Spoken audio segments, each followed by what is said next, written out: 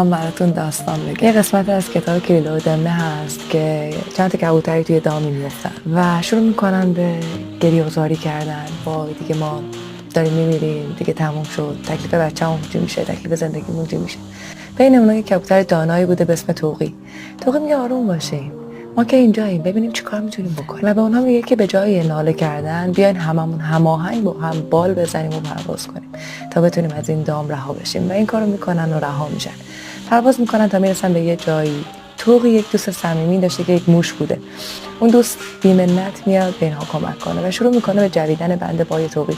توقی میگه صبر کن، اول بند پای بقیه کبوترها رو باز کن، چون اگه بند پای منو باز کنی ممکنه دیگه اشتیاقی نداشته باشی که بری بقیه رو نجات بدی. من میشینم بقیه رو نجات بده و بعد به من برس. من فکر میکنم که این روزا هممون نیاز داریم که یک توقی باشیم. نیاز نداریم که یک توقی داشته باشیم، نیاز داریم که یک توقی باشیم تا از رها شدن بقیه از رنج لذت ببریم، تا کمک کنیم بقیه از رنج رها بشن.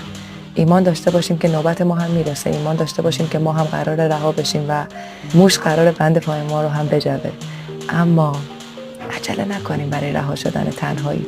رها شدن تنهایی شاید اولش قشنگ و جذاب به نظر برسه، اما وقتی تنها باشی رهایی هیچ لذتی نداره.